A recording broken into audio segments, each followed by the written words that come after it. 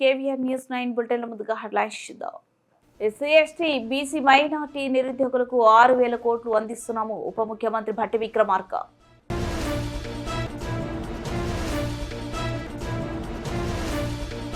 హుస్నాబాద్ లో ఏసీపీ కార్యాలయాన్ని ప్రారంభించిన మంత్రి పొన్నం ప్రభాకర్.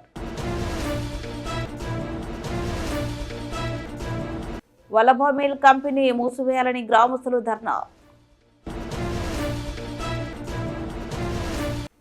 నాతో నడుస్తున్న ప్రతి ఒక్కరికి కృతజ్ఞతలు మాజీ ముఖ్యమంత్రి వైఎస్ జగన్. రాజీవ్ యువ వికాసం పథకం ద్వారా రాష్ట్రంలో 5 లక్షల మంది ఎస్సీ ఎస్టీ బీసీ మైనార్టీ నిరుద్యోగులకు 6,000 కోట్లు అందిస్తామని ఉప ముఖ్యమంత్రి భట్టి విక్రమార్క వెల్లడించారు. హైదరాబాద్ కోటిలోని చాకలి ఐలమ్మ మహిళా యూనివర్సిటీలో ఏర్పాటు చేసిన మీడియా సమావేశంలో ఆయన మాట్లాడారు. యువత అభ్యున్నతి గురించి గత భారత ప్రభుత్వం పట్టించుకోలేదు. ఎస్సీ ఎస్టీ బీసీ మైనార్టీ కార్పొరేషన్ను పూర్తిగా నిర్లక్ష్యం చేయడం వల్ల నిరుద్యోగ యువకులు స్వయం ఉపాధి పథకాలు అందక ఇబ్బందులు పడ్డారు. ప్రజా సంక్షేమమే లక్ష్యంగా రాజీవ్ యువ వికాసం పథకం ద్వారా ఒక్కో లబ్ధిదారుడికి గరిష్టంగా 3 లక్షల వరకు ఆర్థిక సాయం అందించాలని మా ప్రభుత్వం నిర్ణయించింది. ఈ నెల 15న నోటిఫికేషన్ విడుదల చేస్తాం. నిరుద్యోగులు ఆన్లైన్లో వచ్చే నెల 5 వరకు దరఖాస్తు చేసుకోవాలి. ఏప్రిల్ 6 నుంచి మే 31 వరకు దరఖాస్తులు పరిశీలన లబ్ధిదారుల ఎంపిక జరుగుతుంది. తెలంగాణ ఆవిర్భావ దినోత్సవమైన జూన్ 2న ఎంపికైన లబ్ధిదారులకు మంజూరు పత్రాలు అందజేస్తాం. లబ్ధిదారుల ఎంపికకు మార్గదర్శకాలను అధికారులు రూపొందిస్తున్నారు. ఫైనాన్స్ కార్పొరేషన్ సంబంధించి బీసీ వెల్ఫేర్ సంబంధించి పూర్తిగా నెగ్లెక్ట్ చేశారు. సో ముఖ్యమంత్రి గారు ఈ 2 శాఖలు చూస్తున్నారు. దాంతోపాటు పొన్నం ప్రభాకర్ గారు బీసీ వెల్ఫేర్ శాఖను వారు చూస్తున్నారు. వారిద్దరు కలిసి ఒక యాక్షన్ ప్లాన్ తయారు చేశారు.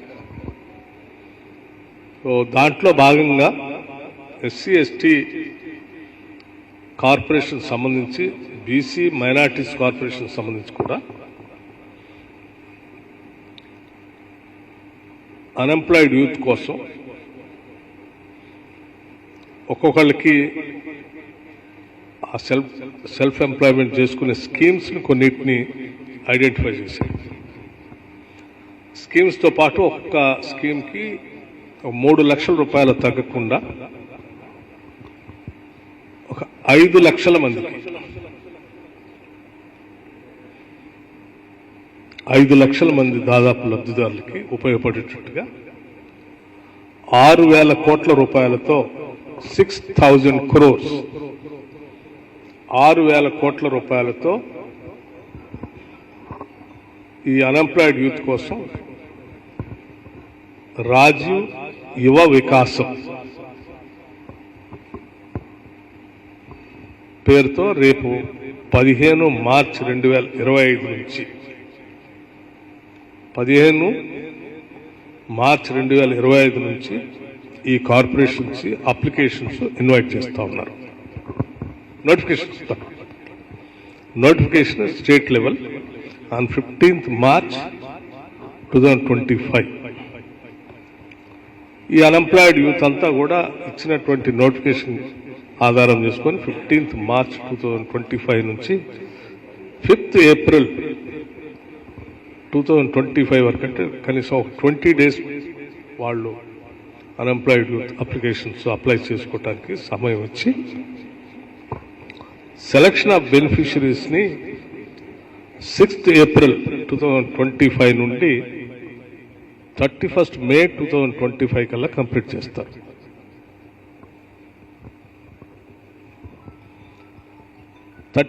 May 2025కి కంప్లీట్ చేసి రాష్ట్ర వ్యాప్తంగా June 2nd రాష్ట్ర అవతరణ దినోత్సవ సందర్భంగా June 2nd, 2025 ఈ సెలక్షన్ని శాంక్షన్ లెటర్స్ని ఆ రోజు లబ్ధిదారులకు అందరికీ ఇచ్చే విధంగా ఒక యాక్షన్ ప్లాన్ గౌరవ ముఖ్యమంత్రి రేవంత్ రెడ్డి గారు తయారు చేసి వారు నన్ను మీ అందరికీ ప్రెస్కి బ్రీఫ్ చేయమని చెప్పారు. ఈ స్కీమ్ సంబంధించి we're starting this year now. We're starting this మన రాష్ట్రం వచ్చిన తర్వాత 10 ఏళ్ళు ఈ అన్ఎంప్లాయిడ్ యూత్ సంబంధించి పూర్తిగా ఈ కార్పొరేషన్స్ ఎప్పటి నుంచో ఫైనాన్షియల్ అసిస్టెన్స్ ఇస్తూ ఉంచి అన్ఎంప్లాయిడ్ యూత్కి. సో వాటన్నిటిని బంద్ చేశారు. సో వీళ్ళందరికీ స్టడీ చేసి దీనికి సంబంధించి ఒక యాక్షన్ ప్లాన్ తయారు చేయాలని చెప్పి వారు తయారు చేసి వివిధ శాఖలతో మాట్లాడి, ఆర్థిక శాఖతో కూడా మాట్లాడి ఈ స్కీమ్ని ఈరోజు ప్రకటించమని మీ ద్వారా రాష్ట్రంలో ఉన్నటువంటి నిరుద్యోగ యువకుల స్వయం ఉపాధి పథకం కోసం, వారి కాళ్ళ మీద నిలబడటం కోసం 6,000 కోట్ల రూపాయలని ఈ కార్యక్రమం కోసం వెచ్చించడానికి తగు నిర్ణయం తీసుకున్నాం. ఈ స్కీమ్స్ అన్ని కూడా రేపు 15th మార్చ్ 2025 నాడు అనౌన్స్ చేసినప్పుడు ఆ స్కీమ్స్తో దీంతో పాటు ఆ స్కీమ్స్ అన్ని కూడా ఆ డిపార్ట్మెంట్ వారిగా అనౌన్స్ చేస్తారు. అమ్మా 3 lakhs అమ్మా ఇండివిజువల్. ఈ స్కీమ్ పేరు రాజీవ్ యువ వికాస్. దీనికి సంబంధించి 3 లక్షల వరకు అన్ఎంప్లాయిడ్ యూత్ అని అంటే ఏజ్ లిమిట్ కూడా ఉంది. కార్పొరేషన్స్ లో కొత్తగా అప్ టు 55 years వరకు ఉంది. అంటే జాబ్ అంటే ప్రభుత్వ పరంగా జాబ్ చేస్తున్నందుకో సో అతనికి ఎంప్లాయిడ్ అన్నట్టేగా. ప్రైవేట్ జాబ్ చేస్తా ఉండి అతనికి హుస్నాబాద్ లో ఏసీపీ కార్యాలయాన్ని ప్రారంభించిన మంత్రి పొన్నం ప్రభాకర్. ఈ సందర్భంగా ఆయన ఏసీపీ కార్యాలయ నూతన భవనాన్ని పరిశీలించారు. హుస్నాబాద్ ఏసీపీ సతీష్ షేక్ లో కూర్చోబెట్టి శుభాకాంక్షలు తెలిపారు. కార్యక్రమంలో పాల్గొన్న IG Ramesh Reddy, IPS Siddipet collector Manu Chaudhary, CP Anuradha, ఇతర ముఖ్య అధికారులు హుస్నాబాద్ ఏసీపీ కార్యాలయాన్ని police housing corporation MD Ramesh Reddy, IPS CP ఇతర అధికారులతో కలిసి ప్రారంభించుకోవడం జరిగింది. గతంలోనే ఏసీపీ కార్యాలయం ఫౌండేషన్ ఏర్పాటు చేస్తున్నప్పటికీ నిర్మాణానికి ఆలస్యం జరిగింది. పెండింగ్ పనులు పూర్తి చేసుకోవడం జరిగింది. ప్రజలు వస్తే అందరికీ న్యాయం జరిగేలా కార్యాలయం ఉండాలి. పోలీసు అధికారులకు శుభాకాంక్షలు. హుస్నాబాద్ ప్రాంతంలో శాంతి భద్రతల విషయంలో సమస్యలు ఏర్పడినప్పుడు అండగా ఉంటామని భరోసా కల్పించారు.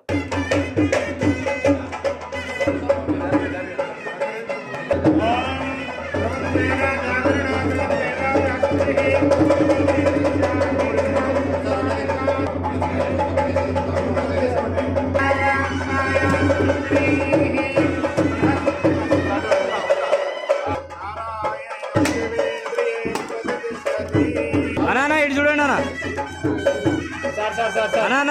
సార్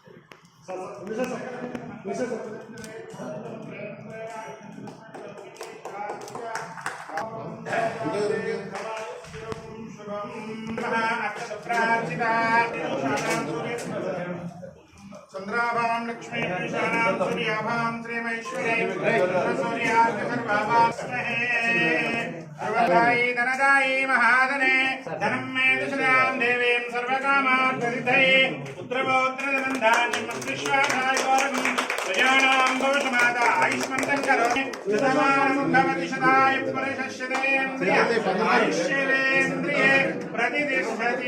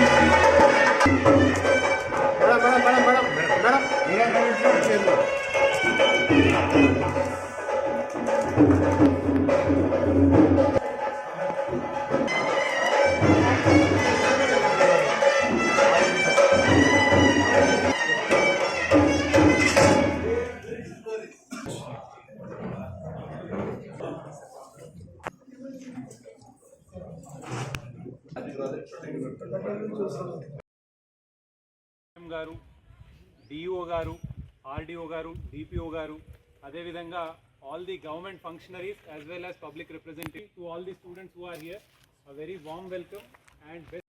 శ్రీ పొన్నం ప్రభాకర్ గారు, శ్రీనివాస్ సార్ గారు, Narmada madam, Surendra Mohan sir, and all the dignitaries on and off the dais, and welcome to my fellow 96 AM EIS as well.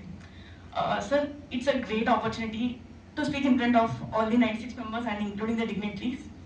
And trust me, yesterday when I came, I felt, "Arey, malli Narayana College ko vachanu kada." But ivala morning, like I mean, na routine change ayipindi. Like 2 months back, when my mom dad were like, "You should go watch."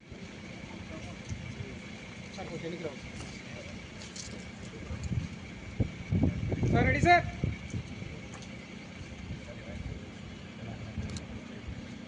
Sir, ready, sir?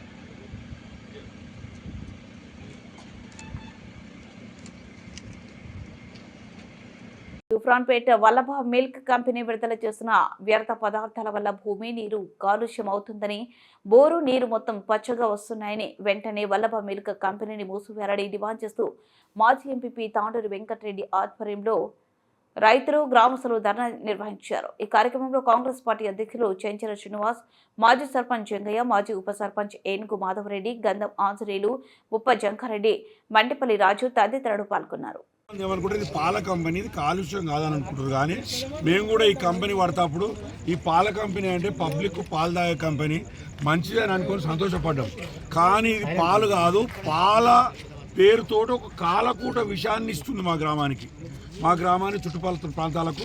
ఇక్కడి నుంచి ముందుగా ఒక 1.5 year back ఒక 200-300 మీటర్ల surrounding ఉన్న బోర్లు, బావులు ఖరాబ్ అయినాయి. అప్పుడు మేము కంప్లైంట్ చేసినాము.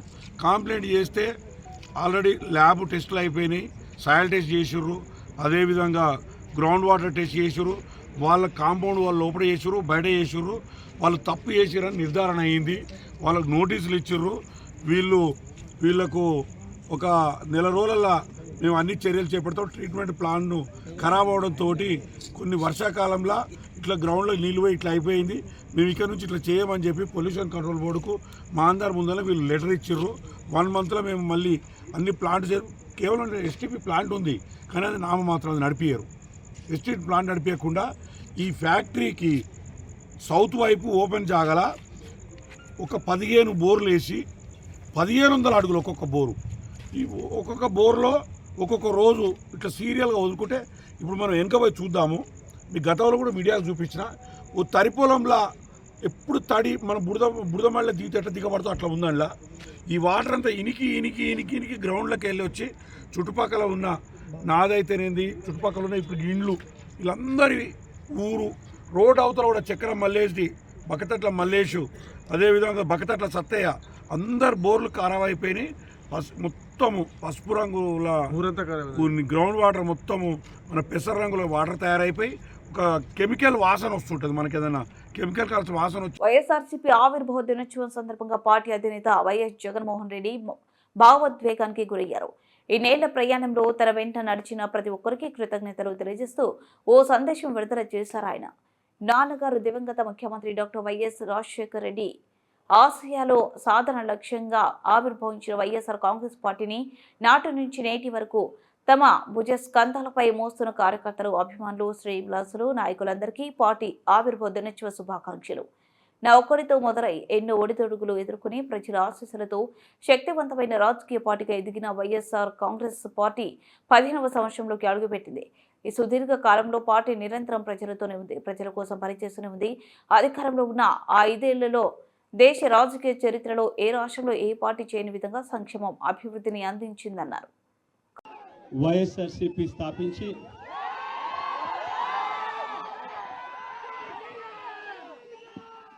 15 సంవత్సరాలు దాదాపుగా ఈ రోజుతో మొదలవుతా ఉంది. ఈ 15 సంవత్సరాల ఈ వైఎస్ఆర్సీపీ ప్రయాణంలో మొట్టమొదటి రోజు నుంచి ఈ పార్టీ పుట్టింది కష్టాల్లో నుంచే పుట్టింది. ప్రజల కష్టాలను వైఎస్ఆర్సీపీ పార్టీ తమ కష్టాలుగా భావించి ప్రజల తరపున వాయిస్ ఆఫ్ ది వాయిస్లెస్ కింద ప్రతి అడుగులోనూ పోరాటం చేస్తూనే వస్తూ ఉంది వైఎస్ఆర్సీపీ. ఈరోజు ప్రతిపక్షంలో మనం కూర్చోవడం కొత్త కాదు. ఈ 15 ఏళ్ల మన ప్రయాణంలో 10 సంవత్సరాలు మనం ప్రతిపక్షంలోనే ఉన్నాం. దీటైన సమాధానం అధికారంలో ఉన్న వాళ్ళకు ఎప్పుడు ఇస్తూనే వచ్చాం. కళ్ళు మూసుకొని కళ్ళు తెరిచేసరికి సంవత్సరం అయిపోయింది. ఇప్పటికే మరో 3 సంవత్సరాలు 4 సంవత్సరాలలో మళ్ళీ ఈసారి వచ్చేది మళ్ళీ వైఎస్ఆర్సీపీ పార్టీనే.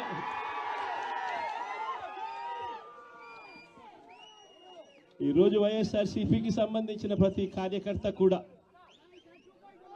గ్రామంలో ఉన్న ఏ ఇంటికైనా కూడా వెళ్ళొచ్చు. ఏ పేదవాడింటికైనా కూడా వైఎస్ఆర్సీపీ కార్యకర్త సగర్వంగా తలెత్తుకొని కాలర్ ఎగిరేసుకొని వెళ్ళే పరిస్థితి వైఎస్ఆర్సీపీకి సంబంధించిన కార్యకర్తలకు ప్రతి ఒక్కరికి ఉంది. ఏ ఇంట్లోకి వెళ్ళినా కూడా వైఎస్ఆర్సీపీ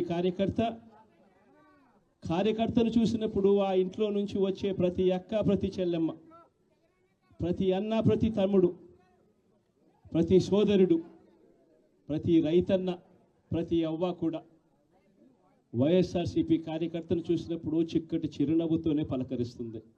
కారణం వైఎస్ఆర్సీపీ ఏదైనా కూడా చెప్పిందంటే చేస్తుంది అన్న నమ్మకం ఈరోజు ప్రతి ఇంట్లో కూడా ఉంది. కాబట్టి ఈరోజు అటువంటి పరిస్థితుల మధ్య ఈరోజు యాదృచ్ఛికంగా విద్యా దీవెన, వసతి దీవెనకు సంబంధించి పిల్లలకు సంబంధించిన అన్యాయాలకు సంబంధించిన జరుగుతూ ఉన్న అన్యాయాలకు సంబంధించిన విషయాల మీద ఈరోజు యాదృచ్ఛికంగా ప్రొటెస్ట్ కార్యక్రమం కూడా జరుగుతూ ఉంది. ఈ కూటమి ప్రభుత్వం వచ్చి దాదాపుగా 10 నెలలుగా వస్తూ ఉంది. ఈ 10 నెలల కాలంలో ఎన్నికల వేళ వాళ్ళు చెప్పిన సూపర్ 6లు, సూపర్ 7లు అన్నీ గాలికి ఎగిరిపోయాయి. వ్యవస్థలన్నీ కూడా చదువులు కానీ, వైద్యం కానీ, గవర్నెన్స్ కానీ, వ్యవసాయం కానీ ఏది చూసుకున్నా కూడా వ్యవస్థలన్నీ కూడా నిర్వీర్యమైపోయిన పరిస్థితులు కనిపిస్తూ ఉన్నాయి. ఈరోజు పిల్లలకు సంబంధించిన ఫీజులకు సంబంధించిన బకాయిలు కూడా సంవత్సర కాలంలో ఫీజు రీయింబర్స్మెంట్కు కావాల్సింది ఒక్కొక్క క్వార్టర్కు 700 కోట్ల రూపాయలు చొప్పున సంవత్సరానికి 2,800 కోట్ల రూపాయలు విద్యా దీవెన కింద 4 క్వార్టర్లకు సంబంధించిన కేటాయింపులు చేయాలి. అంటే 2,800 కోట్లు. వసతి దీవెన కింద ప్రతి ఏడాది ఏప్రిల్ మాసం వచ్చేసరికి 1,100 కోట్ల రూపాయలు కేటాయింపులు చేయాలి. అంటే గత ఏడాది ఈ 1,100 కోట్లు, 2,800 కోట్లు, ఈ రెండింటికి సంబంధించి 3,900 కోట్ల రూపాయలకు కేటాయింపులు చేసి ఖర్చు చేసి పిల్లల చదువులను ప్రోత్సహించాల్సిన పరిస్థితిలో ఈ ప్రభుత్వం చేసింది ఏమిటి అనంటే కేవలం 700 కోట్ల రూపాయలు మాత్రమే ఇచ్చి చేతులు దులుపుకున్న పరిస్థితులు. అంటే 3,200 కోట్ల రూపాయలకు సంబంధించిన బకాయిలు పెండింగ్లో పెట్టారు. అదే మాదిరిగా మళ్ళీ ఈ సంవత్సరం 2024-25, 2025-26కు సంబంధించిన ఈ సంవత్సరానికి సంబంధించి ముందుకు పోవడానికి ఈ సంవత్సరానికి సంబంధించిన విద్యా దీవెన కింద 4 కోట్లు, ఈ విద్యా దీవెనకు సంబంధించి ఈ 2,800 కోట్లు మళ్ళీ కావాలి. 1,100 కోట్లు వసతి దీవెన కింద కావాలి. ఇవన్నీ కూడా కలిపితే మరో 3,900 కోట్లు. సో ఆ 3,200 కోట్లు, ఈ 3,000 బిడ్డ ముగించే ముందు హెడ్లైన్స్ మరోసారి. ఎస్సీ, ఎస్టీ, బీసీ, మైనార్టీ నిరుద్యోగులకు 6,000 కోట్లు అందిస్తున్నాము ఉప ముఖ్యమంత్రి భట్టి విక్రమార్క.